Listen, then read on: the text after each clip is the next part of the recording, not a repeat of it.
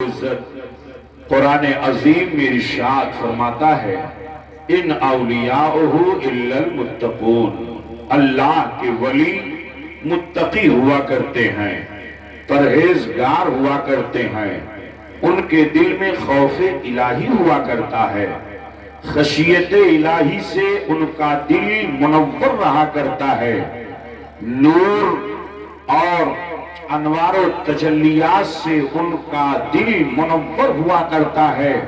حضرات، رب تعالیٰ اپنے نیک بندوں کی تعریف قرآن عظیم میں فرما رہا ہے، ان کے تقوی کا ذکر فرما رہا ہے، ان کی خشیت کا ذکر فرما رہا ہے۔ حضرات، آج اگر ہمارے معاشرے میں گناہ کا گراف اگر بڑھ رہا ہے تو صرف اس وجہ سے کہ ہمارے دل میں اللہ کا خوف نہیں ہے۔ جب دل میں اللہ کا خوف پیدا ہو جاتا ہے تو انسان گناہوں سے بچ جاتا ہے۔ جب دل میں اللہ کا خوف پیدا ہو جاتا ہے تو نماز اس کی نہیں چھوٹا کرتی۔ جب دل میں اللہ کا خوف پیدا ہو جاتا ہے تو وہ بندہ روزہ رکھتا ہے، اللہ اور اس کے رسول کی اطاعت کرتا ہوا نظر آتا ہے۔ جب دل میں خوف الہی پیدا ہو جائے تو انسان کا قدم گناہوں سے باز آ جاتا ہے، اس کا ہاتھ گناہ کی طرف نہیں جاتا، اس کی نگاہ گناہ کی طرف نہیں جاتی، اس کا ہاتھ گناہ کی طرف نہیں جاتا۔ وہ یہ سوچتا ہے کہ اللہ رب العزت سے مجھے ڈرنا چاہیے، اللہ کا خوف دل کے اندر رکھنا چاہیے، وہی خوف اسے گناہوں سے روک دیتا ہے۔ اور اللہ کے پیارے حبیب جناب محمد الرسول اللہ صلی اللہ علیہ وسلم ارشاد فرماتے ہیں اذا اقشعر جسد العبد من خشیت اللہ، جب کسی بندے کا بدن اللہ کے خوف سے کانپتا ہے تو اس کے جسم سے گناہ ایسے جھڑتے ہیں جیسے کہ درختوں سے پتے جھڑ جایا کرتے ہیں، وہ انسان گناہوں سے پاک و صاف ہو جایا کرتا ہے۔ آپ غور فرماتے ہوئے چلیں، ایک حدیث شریف میں میرے آقا فرماتے ہیں کہ جو بندہ اللہ کے خوف سے روتا ہے تو اللہ رب العزت اس پر جہنم کی آگ حرام فرما دیتا ہے، اس کے جسم پر جہنم کی آگ حرام قرار دے دی جاتی ہے، صرف اس لیے کہ اس کے دل میں خوف الہی ہے، اس کے دل میں خشیت الہی ہے۔ خوف ربانی کی بنیاد پر وہ اللہ کا مقبول بندہ بن جاتا ہے، اللہ رب العزت کا قرب اس بندے کو حاصل ہو جایا کرتا ہے۔ نوجوانوں، اللہ سے ڈرو، اللہ کا خوف اپنے دل کے اندر پیدا کرو۔ اللہ کے ولیوں کو جو رتبہ ملا ہے وہ صرف اس لیے ملا ہے کہ انہوں نے دنیا سے خوف نہیں کھایا، دنیا کی حکومت سے وہ نہیں ڈرے، وہ ڈرے تو احکم الحاکمین سے ڈرے، وہ ڈرے تو رب العالمین سے ڈرے، وہ ڈرے تو پروردگار عالم سے ڈرے۔ انہوں نے اپنی پیشانی جھکائی تو رب کی بارگاہ میں جھکائی، سنت پر عمل کیا تو نبی کونین صلی اللہ علیہ وسلم کی سنتوں پر عمل کیا، سیرت پر عمل کیا تو آقائے کائنات صلی اللہ علیہ وسلم کی سیرت پر عمل کیا۔ تو جب وہ اللہ کے نیک بندے بن گئے، اللہ رب العزت کا انہیں قرب حاصل ہو گیا۔ آؤ ذرا دیکھو، ایک نوجوان ایسا ہے، اگر آج ہمارے راستے میں گزرتے ہوئے کوئی اگر ٹکڑا مل جائے یا کچھ پیسے مل جائیں یا سونی اور چاندی کے کچھ زیورات مل جائیں تو آپ ادھر ادھر دیکھ کر کے اسے جلدی سے اٹھا کر کے جیب میں رکھ لیتے ہیں۔ روپیہ پیسہ مل جائے تو آپ کی خوشی کا ٹھکانہ نہیں رہ جاتا ہے کہ راستے میں چلتے ہوئے ہم نے اسے پایا ہے۔ علامہ ہاشمی صاحب سے پوچھ لیجئے کہ لقطے کا کیا حکم ہے۔ شریعت مطہرہ یہ کہتی ہے کہ گری پڑی چیزوں کو استعمال کرنے کی اجازت نہیں ہے، شریعت مطہرہ روک رہی ہے گرتی پڑتی ہوئی چیزوں کے لیے۔ علماء فرماتے ہیں 1 سال تک اس کا اعلان کیا جائے اور اس کو استعمال میں نہ لایا جائے اور اس کا اعلان کر کے اس کے مالک تک بات پہنچائی جائے. اگر واپس آ جائے تو مالک کو واپس کر دیا جائے وہ سامان.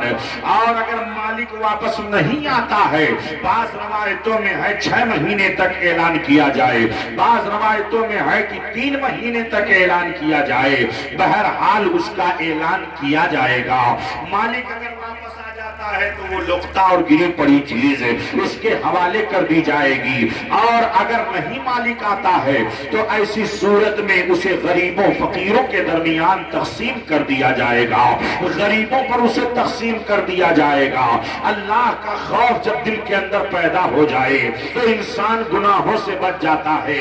ایک ایسا ہی نوجوان ہے، دریا کے سیب کو اس نے لے لیا تھا اور جب استعمال کر لیا تھا تو ذہن و فکر میں خوف الہی پیدا ہوا. تو اس نوجوان نے یہی سوچا تھا کہ چلو چل کر کے اس سیب کے مالک سے اجازت مل جائے تو بہت بہتر ہے. اگر اجازت نہیں ملے گی تو کل قیامت کے میدان میں مواخذہ ہوگا. اور حدیث شریف میں منحوس باعثبا، جسے حساب لیا جائے گا اسے عذاب ضرور دیا جائے گا، وہ عذاب سے بچ نہیں سکتا ہے. آج اگر آپ کو کچھ حساب و کتاب پیش کرنا ہو اور اپنے مالک کے سامنے حساب و کتاب پیش کرنا ہو تو بہت سوچ بچار کر کے آپ حساب تیار کرتے ہو کہ کہیں وہ حساب میں کوئی کمی نہ ہو جائے، کہیں میرا مالک مجھے پکڑ نہ لے. آپ ذرا غور کیجئے، وہ میدان قیامت ہے کہ جب میدان قیامت میں الحکم الحاکمین حساب لے گا، اللہ رب العزت حساب لے گا. نوجوان سوچ رہا ہے میں نے ایک سیب استعمال کر لیا ہے، مالک سے اجازت اگر نہیں ملے گی تو کل قیامت کے میدان میں مواخذہ ہوگا. چلو چل کر کے اجازت لے لیا جائے. اجازت لینے کے لیے جاتا ہے، ملاقات ہو جاتی ہے. کہا اجازت اگر نہیں ملے گی تو کہا اجازت اگر نہیں ملے گی تب تو قیامت میں مواخذہ ہوگا، اور اجازت اگر مل جائے تو میرے لیے بہت بہتر ہوگا. اس شیخ نے کہا تھا، دیکھ لیا تھا اس کے تقوی کو، دیکھ لیا تھا خوف الہی کو، دیکھ لیا تھا خشیت ربانی کو. اس لیے کہ جو ولی ہوتا ہے ولی کو پہچان جایا کرتا ہے. ولی نہ ولی نی شناسد، ولی کو ولی ہی پہچانا کرتا ہے. ایک اٹھی تھی تو دیکھ لیا یہ نوجوان تو ضرور ہے، شباب اس کے اندر پایا جا رہا ہے، جوانی تو ضرور پائی جا رہی ہے، مگر جوانی کے ساتھ ساتھ اللہ کا خوف بھی پایا جا رہا ہے، قرآن کی تلاوت بھی پائی جا رہی ہے، نماز کی پابندی بھی پائی جا رہی ہے، سجدے کی چاشنی بھی پائی جا رہی ہے. اس کا دل اللہ کی معرفت سے بھرپور ہے اور اس کا دل بڑا منور و نورانی نظر آ رہا ہے. شیخ نے کہا اجازت تو ملے گی مگر کچھ شرطیں ہیں. کہا شرطوں کو بتائیے. کہا 10 سال تک باغ کی نگہبانی کرو تب جا کر کی اجازت ملے گی. عقل یہ فیصلہ کر رہی ہے 10 سال تک باغ کی نگہبانی کرو گے، 10 سال میں کچھ اور تم کر سکتے ہو، 10 سال کے اندر تم اور کچھ کر سکتے ہو دنیا کو حاصل کرنے کے لیے. عقل نے فیصلہ تو یہ دے دیا مگر عشق یہ کہہ رہا ہے نہیں نہیں، 10 سال تو چند روزہ ہے، بہت تیزی سے گزر جائیں گے، لیکن کل قیامت کے میدان میں جب جاؤ گے تو اگر اجازت نہیں ملے گی تو مواخذہ ہوگا. اللہ اکبر. نوجوان نے کہا حضور مجھے منظور ہے. 10 سال باغ کی نگہبانی کرتا رہا نوجوان. آج کا نوجوان ہوتا تو کہتا علامہ یوسف رضا صاحب، علامہ ہاشمی صاحب، علامہ رفاقت حسین صاحب، ہم آپ سے اجازت نہیں لیں گے، ہم 10 سال تک آپ کی خدمت کر رہے ہیں، چاہے اجازت ملے چاہے نہ ملے، مجھے اس کی کوئی پرواہ نہیں ہے. مگر وہ اللہ کے نیک بندے ہیں جو آخرت کی پرواہ کر رہے ہیں، وہ اللہ کے مقرب بندے ہیں جو آخرت کی اتنی پرواہ ان کے اندر ہے کہ یہ تو دنیا ہے پلک جھپکتے گزر جائے گی، وقت بڑی تیزی سے پورا ہو جائے گا، مگر آخرت ہمیشہ ہمیشہ باقی رہے گی. تو جو باقی ہے اسے سنبھالا جائے، جو باقی ہے اسے اچھا کیا جائے، جو باقی ہے اس کو ہمیشہ سنبھالا جائے. اللہ اکبر. کہا 10 سال تک میں باغ کی نگہبانی کرتا ہوں. 10 سال گزر گیا. دوسری شرط کیا ہے؟ کہا دوسری شرط ایسی ہے، میری ایک لڑکی ہے، اللہ اکبر، میں والدین کی بھی توجہ چاہتا ہوں، والدین بھی ذرا دیکھائیں کہ کیسے کیسے والد گزرے ہیں، کہ جنہوں نے کیسی کیسی تربیت دیا ہے۔ ماں اور باپ بچے کی پہلی درسگاہ ہوا کرتے ہیں، ان کی تربیت بہت ضروری ہوتی ہے۔ جب بچہ تربیت پاتا ہے تو استاذ کا ادب کرتا ہے، جب بچہ تربیت پاتا ہے تو بوڑھوں کو سلام کرتا ہے، جب بچہ تربیت پاتا ہے تو ماں کا ادب کرتا ہے، جب بچہ تربیت پاتا ہے تو بھائی کی تعظیم کرتا ہے، جب بچہ تربیت پاتا ہے تو معاشرے کا خوشحال اور نیک اور صالح نوجوان بنتا ہوا نظر آتا ہے۔ اس لیے ماں باپ بھی تربیت اپنے بچوں کو اچھی طرح کریں۔ آپ ذرا دیکھو، شیخ نے کہا میری ایک لڑکی ہے، اس سے نکاح کرنا پڑے گا، لیکن اس کے اندر عیب ہے، آنکھوں سے اندھی بھی ہے وہ، ہاتھ سے لولی بھی ہے وہ، کان سے بہری بھی ہے وہ زبان سے بول نہیں سکتی ہے، پاؤں سے چل نہیں سکتی ہے، ایسی لڑکی سے تمہیں نکاح کرنا پڑے گا۔ آج کا نوجوان ہوتا، وہ تو آج کا نوجوان حضرت عجیب و غریب ہے، سوچتا ہے کہ چاہے میں کتنا ہی کالا کلوٹا توے جیسا کیوں نہ ہو، لیکن جو نکاح میں لڑکی آئے وہ بالکل کسی حور پری سے کم نہ ہو، اپنے تعلق سے یہ گمان کرتا ہے۔ لیکن یہ تو دنیاوی ظاہری حسن ہے پیارے، ظاہری حسن تو بڑی تیزی سے زوال پذیر ہو جاتا ہے۔ ابھی تو جوانی ہے، حسن بھی سلامت ہے، مگر جیسے ہی جوانی بڑھاپے کی طرف جاتی ہے تو سارے جسم کے خط و خال بالکل واضح ہو جایا کرتے ہیں۔ لیکن آپ ذرا دیکھتے ہوئے چلیں کہ کیریکٹر اور کردار کی جو خوبصورتی ہوتی ہے وہ ہمیشہ ہمیشہ کے لیے باقی رہتی ہے۔ شیخ نے کہا میری لڑکی، اس سے تمہیں نکاح کرنا پڑے گا۔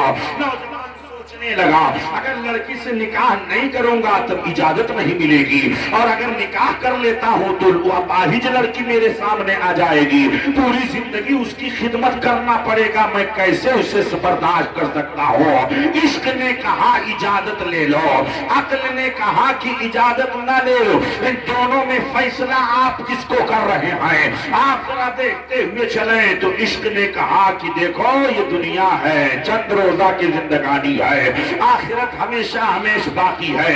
کہا حضور مجھے نکاح منظور ہے، نکاح ہو گیا۔ اور جب وہ نوجوان حجرے عروسی میں پہنچتا ہے تو کیا دیکھتا ہے کہ بڑی خوبصورت لڑکی ہے، چہرہ بھی سلامت ہے، آنکھ بھی سلامت ہے، کان بھی سلامت ہے، پاؤں بھی سلامت ہے، ہاتھ بھی سلامت ہے، بول بھی سکتی ہے، سن بھی سکتی ہے، چل بھی سکتی ہے، پکڑ بھی سکتی ہے، سارے اعضاء سلامت ہیں۔ نوجوان کے دل میں خوف الہی پیدا ہوا، واپس آ گیا نوجوان کا، حضور آپ نے جس لڑکی کو بتایا تھا وہ تو کوئی اور لڑکی تھی، یہ کوئی اور لڑکی ہے۔ ارے ایک خطا سرزد ہو گئی تو 12 سال تک، ایک روایت میں 10 سال تک میں خدمت کرتا رہا، اب اگر کوئی خطا سرزد ہو جائے گی تو کیا حال ہوگا؟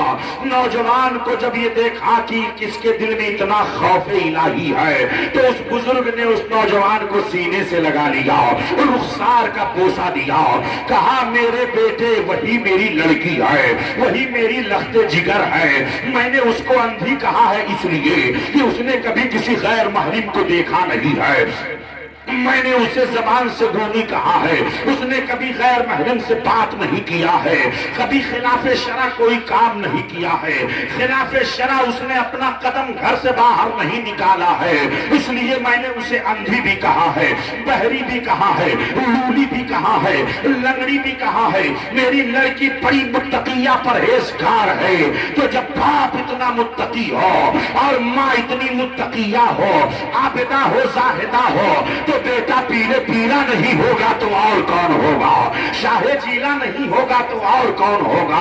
انہی کی کوکھ سے جنم لینے والی اولاد حضرت سیدنا سرکار غوث العظم دستگیر رضی اللہ تعالیٰ وارضاہ عنہ کی وہ سرکار غوث اعظم ہیں کہ جن کے لیے اعلیٰ حضرت عظیم البرکت امام اہل سنت، امام عشق و محبت، جب اعلیٰ حضرت عظیم البرکت اپنے غوث کا ذکر کرتے ہیں تو یوں عرض گزار ہوتے ہیں کہ واہ کیا مرتبہ اے غوث ہے بالا تیرا،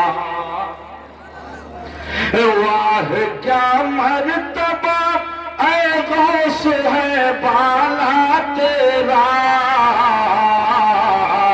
اونچے اونچوں کے سروں سے قدم اعلیٰ تیرا، قدم اعلیٰ تیرا۔ اور سر بھلا کیا کوئی جانے کی ہے کیسا تیرا، سر بھلا کیا کوئی جانے کی ہے کیسا تیرا، سر بھلا کیا کوئی جانے کی ہے کیسا تیرا۔ اولیاء ملتے ہیں آنکھیں وہ ہے تلوا تیرا، تلوا تیرا۔ وہ سیدنا سرکار غوث اعظم دستگیر رضی اللہ عنہ ہیں کہ جن کی بارگاہ میں عقیدت و محبت کا خراج پیش کرنے کے لیے ہم اس جلسے کو سجائے ہوئے ہیں، اس میں بیٹھے ہوئے ہیں۔ سیدنا سرکار غوث اعظم دستگیر رضی اللہ عنہ سے اعلیٰ حضرت علی رحمت و رضوان کتنی محبت فرماتے تھے۔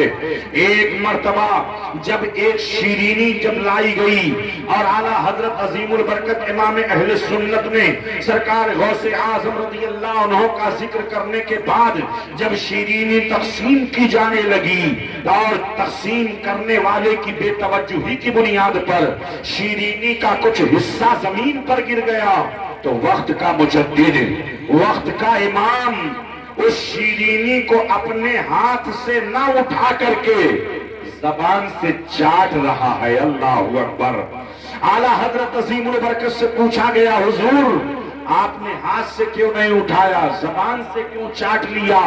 تو اعلیٰ حضرت امام اہل سنت فرماتے ہیں کہ یہ شیرینی جو سیدنا سرکار غوث اعظم رضی اللہ عنہ کے نام اسم گرامی کی جانب منسوب ہے، میں نے سوچا کہ کہیں ایسا نہ ہو کہ اس کا کچھ ذرہ چھوٹ جائے تو کسی کا پاؤں اس کے اوپر پڑ جائے گا، کہیں بے ادبی نہ ہو جائے سرکار غوث اعظم رضی اللہ عنہ کے نامی اسم گرامی سے منسوب الشیرینی پر۔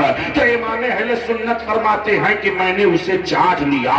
وہ امام ہیں جب سرکار غوث اعظم رضی اللہ عنہ کے نام سے منسوب شیرینی کا اتنا احترام امام اہل سنت کر رہے ہیں تو غوث اعظم کا احترام امام اہل سنت نے کتنا کیا ہوگا۔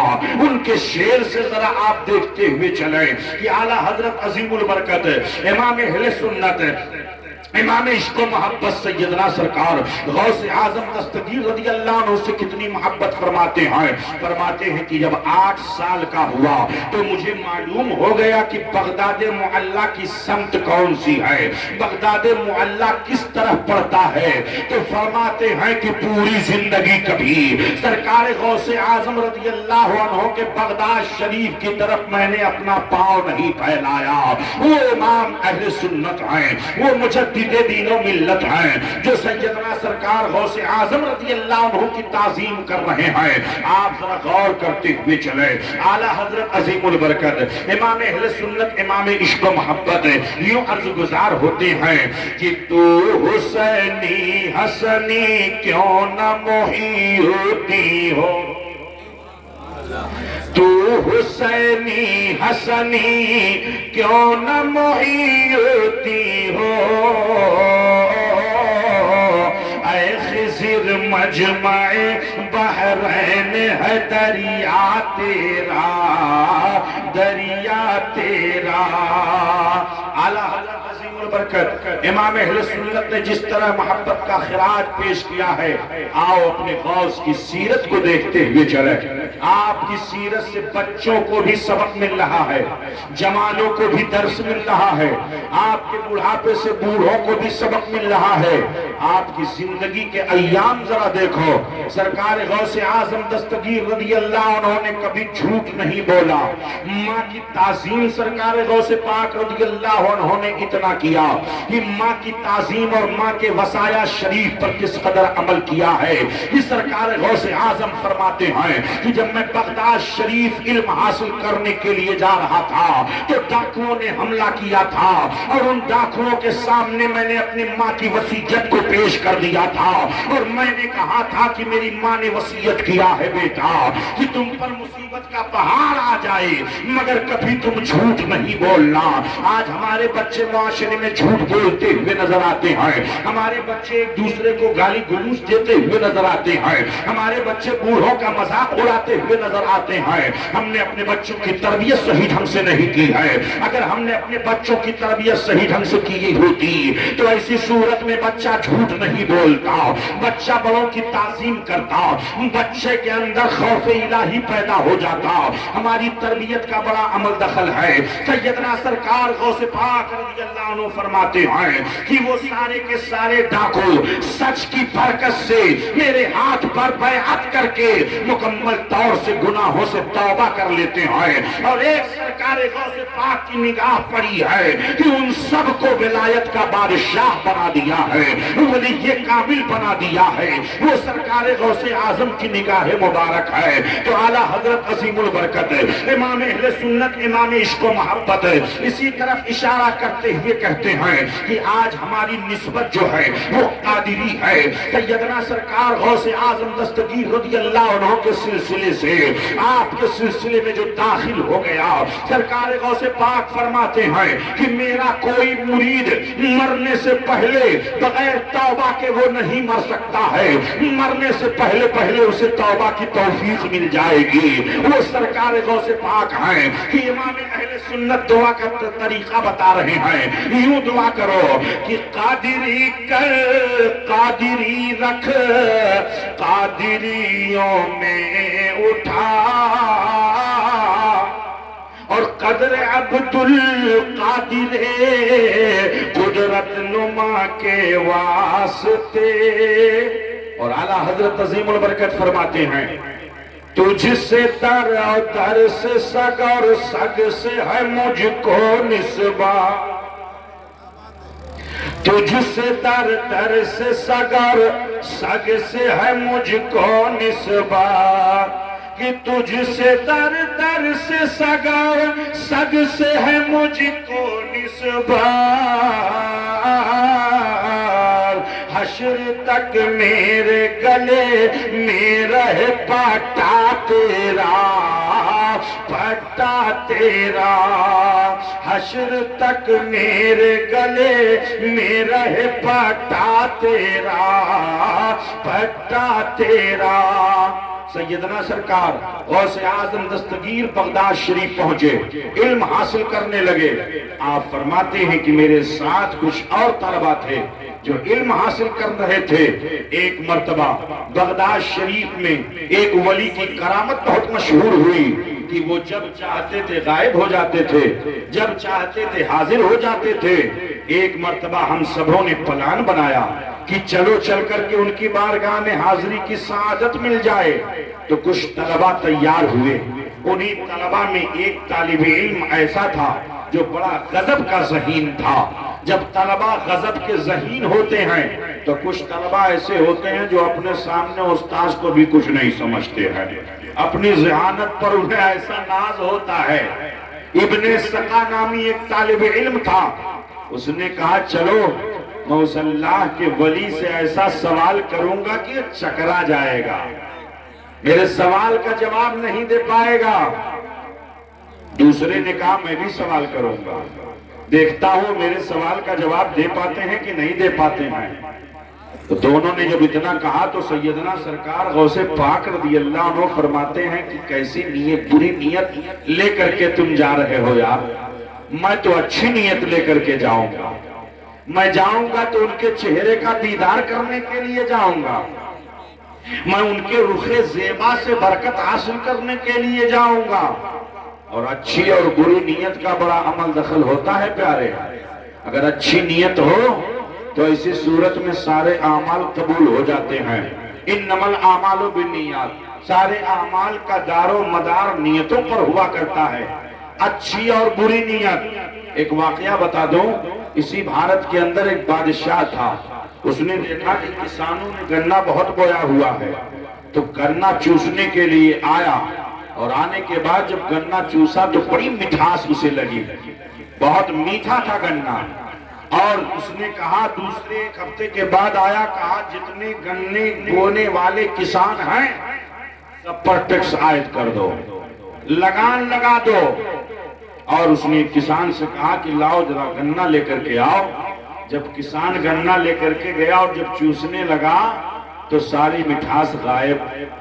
بادشاہ بہت حیران، ایک ہفتہ پہلے اسی کھیت سے گنا میں چوسا تھا تو بڑی مٹھاس اس کے اندر پائی جا رہی تھی، اور آج مٹھاس غائب ہے.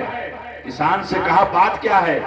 کہا بات یہ ہے کہ جب پہلی بار آئے تھے تو اچھی نیت لے کر کے آئے تھے، اور جب دوبارہ آئے ہو تو بری نیت لے کر کے آئے ہو، اس لیے ساری مٹھاس غائب ہو گئی ہے. تو اچھی اور بری نیت کا بڑا عمل دخل ہوا کرتا ہے. غوث اعظم رضی اللہ عنہ نے فرمایا، میں جاؤں گا تو ان کے چہرے کا دیدار کرنے کے لیے جاؤں گا. وہ اللہ کے ولی ہیں، اللہ کے نیک بندے ہیں، ان کی کرامت بڑی مشہور ہے. یہ تینوں حضرات گئے، اور جو اللہ کا ولی ہوتا ہے وہ دل کے حالات سے بھی باخبر ہوتا ہے. اللہ اللہ کہے جانے سے اللہ نہ ملے، اللہ اللہ کہے جانے سے اللہ نہ ملے. اللہ والے ہیں جو اللہ سے ملا دیتے ہیں، ملا دیتے ہیں. سرکار غوث پاک رضی اللہ عنہ فرماتے ہیں کہ ہم لوگ گئے، اور جب وہاں پہنچے تو اللہ کے ولی غائب تھے. ان کو پتا چل گیا تھا کہ آنے والا اچھی نیت لے کر کے آ رہا ہے یا بری نیت لے کر کے آ رہا ہے. اور جب حاضر ہوئے تو نہایت غیظ و غضب میں کہا، ابن سقا ادھر آ. تو نے کہا تھا کہ میں ایسا سوال کروں گا کہ چکرا جائے گا. سن، تیرا سوال یہ ہے اور اس کا جواب بھی یہ ہے. میں جواب بھی بتا دیتا ہوں، سوال بھی بتا دیتا ہوں. اور میں دیکھ رہا ہوں کہ تیری پیشانی پر کفر کی نشانی نظر آ رہی ہے. میں دیکھ رہا ہوں کہ تیری پیشانی پر کفر کی روشنی اور کفر کی ظلمت اور تاریکی دکھائی دے رہی ہے مجھے. اللہ کے ولی سے کی زبان سے جملہ نکلا. دوسرے کو بلایا، کہا تو نے بھی کہا تھا کہ میں ایسا سوال کروں گا کہ چکرا جائے گا. سن، تیرا سوال یہ ہے اور اس کا جواب یہ ہے. اور دونوں کو حقارت بھری نگاہوں سے ہٹا دیا اور توجہ کیا سرکار غوث پاک کی جانب. کہا بیٹا عبد القادر ادھر آؤ. سینے سے لگایا، رخسار کا بوسہ دیا. کہا بیٹا عبد القادر، میری نگاہیں دیکھ رہی ہیں کہ بغداد کی جامع مسجد سے تو اعلان کرے گا. اللہ تیرے رتبے کو اتنا بلند کر دے گا، اتنا بلند کر دے گا کہ بغداد کی جامع مسجد سے تو اعلان کرے گا، قدمی حاضی علی رقبت کل ولی اللہ. میرا یہ قدم تمام اولیاء اللہ کی گردن پر ہے. تو جتنے اولیاء پہلے ہو چکے ہیں وہ بھی، جو موجود ہیں وہ بھی، اور جو تا قیام قیامت آنے والے ہیں وہ سب کے سب تیری عظمت کا خطبہ پڑھتے ہوئے تیرے قدموں کو اپنی گردن پر رکھ لیں گے اور سب تیری عظمت کا خطبہ پڑھتے ہوئے نظر آئیں.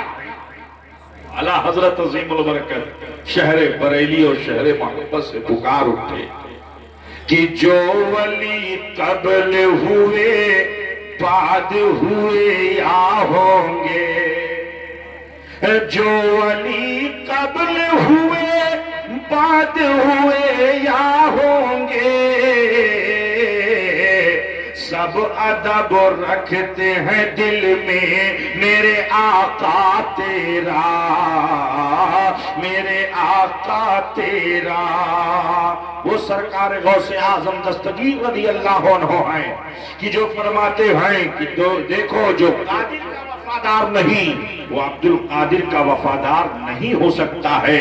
سرکار غوث پاک کی عبادت کو ذرا دیکھو، سرکار غوث پاک کی سیرت کو ذرا دیکھو، سرکار غوث پاک کا تقوی کو ذرا دیکھو، سرکار غوث پاک رضی اللہ عنہ کے قرآن کی تلاوت کو ذرا دیکھو۔ ان کی سیرت پر عمل کر کے ہم اپنی دنیا میں بھی کامیابی حاصل کر سکتے ہیں اور اپنے آخرت کو بھی کامیاب بنا سکتے ہیں۔ اس لیے سرکار غوث اعظم رضی اللہ عنہ کے اقوال پر ہمیں عمل کرنے کی ضرورت ہے۔ مائیں بہنیں آج قرآن کی تلاوت نہیں کرتی ہیں، گھر میں وقت ان کے پاس اگر ہے تب بھی وہ قرآن کی تلاوت نہیں کرتی ہیں۔ بعض عورتیں تو اتنی متقیہ ہوتی ہیں کہ الحمدللہ وہ قرآن کی تلاوت بھی کرتی ہیں، نماز کی پابندی بھی کرتی ہیں، لیکن آؤ دیکھو سرکار غوث اعظم رضی اللہ عنہ کا وہ گھرانہ ہے کہ باپ بھی متقی ہے، ماں بھی متقیہ ہے، اور باپ کی جو بہن ہے یعنی پھوپھی جان وہ بھی کتنی متقیہ ہیں، وہ بھی کتنی پرہیزگار ہیں۔ میرے پیارو، مائیں جب متقیہ ہو جاتی ہیں، پرہیزگار ہو جاتی ہیں، تو ان کے آنچل سے نکلی ہوئی دعا اللہ کبھی رد نہیں کرتا ہے، بلکہ اللہ اپنی بارگاہ میں قبول فرما لیتا ہے۔ ماں اپنی شخصیت کو پہچانو، بہنوں اپنے مزاج کو پہچانو۔ آؤ ذرا دیکھو کہ تمہارے اندر جب تقوی پیدا ہو جائے، پرہیزگاری پیدا ہو جائے، تو تمہاری کیفیت کیا ہو جاتی ہے، تم کیسے اللہ کی مقبول بندی بن جایا کرتی ہو۔ وہی گیلان کی سرزمین ہے جہاں سرکار غوث اعظم کی ولادت ہوئی ہے۔ جب گیلان کی سرزمین پر سوکھا پڑ گیا تھا اور پورے گیلان شہر کے لوگ پریشان ہو گئے تھے، ایک ایک دانے کے لیے، ایک ایک پانی کے لیے، قطرے کے لیے لوگ ترس رہے تھے، کہیں پانی موجود نہیں تھا۔ سارے گیلان والوں نے آپس میں مشورہ کیا تھا کہ کوئی در بچا نہیں ہے، اب صرف ایک در بچا ہوا ہے کہ جس در پہ چلو تو انشاءاللہ مدعا پورا ہو جائے گا، دعا قبول ہو جائے گی۔ کسی نے کہا کہاں چلا جائے؟ کہا لوگوں نے کہ چلو حضرت سیدتنا عائشہ رضی اللہ عنہا کی بارگاہ میں۔ یہ کون ہے؟ حضرت سیدنا شیخ موسیٰ جنگی دوست رحمت اللہ علیہ کی بہن ہیں اور سرکار غوث پاک کی پھوپھی جان ہیں۔ لوگ آئے، کہا آپ اللہ کی نیک بندی ہیں، آپ دعا کر دیجئے۔ ایک ایک قطرے کے لیے لوگ ترس رہے ہیں، جانور پریشان ہیں، پرندے پانی نہیں پی پا رہے ہیں، ایک گڈھا بھی موجود نہیں ہے کہ جس میں پانی کا ایک قطرہ ہو، سارے گڈھے خشک ہو چکے ہیں، تالاب خشک ہو چکے ہیں۔ آپ دعا کر دیں گی تو اللہ قبول فرما لے گا۔ حضرت سیدتنا عائشہ نے اپنے ہاتھ سے جھاڑو لیا اور جھاڑو لے کر کے اپنے صحن کو بہار دیا، اور جب بہارا تو بہارنے کے بعد انہوں نے اپنا ہاتھ رب کی بارگاہ میں بلند کر دیا۔ میرے پروردگار، زمین میں جھاڑو لگا دینا تیری بندی کا کام ہے، اور اس بہاری ہوئی زمین پر آسمان سے قطرے گرانا یہ تیرا کام ہے، بارش برسا دینا تیرا کام ہے۔ اتنا کہنا تھا، آنچل سے دعا نکلی تھی کہ اللہ رب العزت نے قبول فرما لیا۔ ابھی وہ لوگ گھر سے باہر نہیں نکلے تھے کہ آسمان پر ایسی گھٹا ٹوپ بادل چھا جاتے ہیں اور ایسی بارش ہوتی ہے کہ لوگ جب اپنے گھر جاتے ہیں تو سب کے کپڑے بھیگ جاتے ہیں، اور حضرت سیدتنا عائشہ کی دعا سے نعرہ تکبیر، نعرہ رسالت، نعرہ غوثیت، مسلک اعلیٰ حضرت حضور